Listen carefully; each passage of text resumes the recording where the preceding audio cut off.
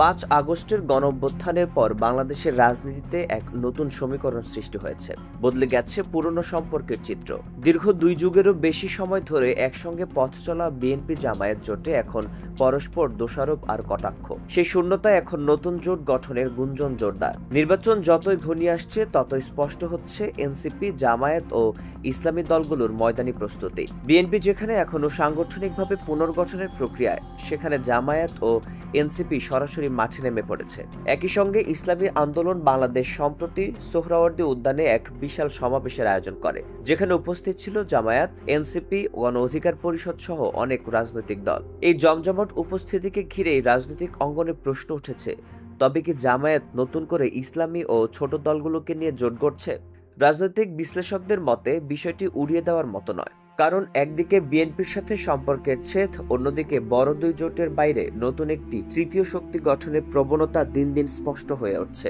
বিশ্লেষকরা বলছেন, বিএনপির জন্য আসন্ন নির্বাচন হতে যাচ্ছে ক্ষমতার ফেরার লড়াই। অন্যদিকে জামায়াত ও এনসিপির জন্য এটি হতে পারে অস্তিত্ব টিকিয়ে রাখার যুদ্ধ। যদিও এককভাবে বিএনপিকে পরাজিত করার শক্তি জামায়াতের নেই, তবুও নির্বাচনে কিছু আসন আদায়ের মাধ্যমে জোটগতভাবে সরকার গঠনের সমীকরণে থাকার সম্ভাবনা তারা খুঁজছে। এদিকে এনসিপিও চায় নিজস্ব প্রার্থীদের কিছু আসনে প্রাধান্য দিতে।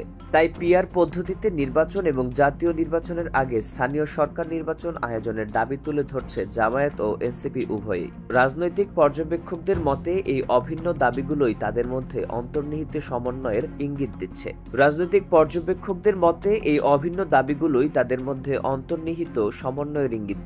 যদিও এখনো পর্যন্ত জামায়াত বা এনসিপি আনুষ্ঠানিকভাবে কোনো নির্বাচনী জোট গঠনের ঘোষণা দেয়নি, তবুও দলীয় সভা, সমাবেশ এবং নেতৃত্ব পর্যায়ে পারস্পরিক যোগাযোগ এই জোট সম্ভাবনাকে উস্কে দিচ্ছে। বিশেষ করে গণ অধিকার পরিষদ, আমার বাংলাদেশ পার্টি, এবি পার্টি ও অন্যান্য ইসলামী দলগুলোর মাঝেও এই উদ্যোগে সাড়া পাওয়ার সম্ভাবনা রয়েছে। রাজনৈতিক বিশ্লেষকরা বলছেন, সত্যিই যদি বিএনপি বিরোধী নতুন একটি জোট তৈরি হয়, তাহলে সেটি ভবিষ্যতের রাজনীতিতে বিএনপির জন্য বড় চ্যালেঞ্জ হয়ে দাঁড়াতে পারে। 2018 সালের নির্বাচন থেকেই বিএনপি ও জামায়াতের আনুষ্ঠানিক জোটের পরিসমাপ্তি ঘটে। এরপর জামায়াত এককভাবে রাজনীতিতে সক্রিয় থাকার চেষ্টা চালিয়ে আসছে, তবে তেমন কোনো বড় সাফল্য আসেনি। এই প্রেক্ষাপটে জামায়াত এখন এমন একটি রাজনৈতিক প্ল্যাটফর্ম খুঁজছে, যেখানে তারা অন্তত নির্বাচনী রাজনীতিতে অংশ নিতে পারে এবং রাজনৈতিক স্বীকৃতি বজায় রাখতে পারে। এনসিপির সঙ্গে মিল বা ইসলামী দলগুলোর সমন্বয় তৈরি হতে পারে এমনই একটি তৃতীয় মেরু। ভবিষ্যতের নির্বাচনী রাজনীতিতে এই সমীকরণ বড় কোনো পরিবর্তনের ইঙ্গিত দিচ্ছে।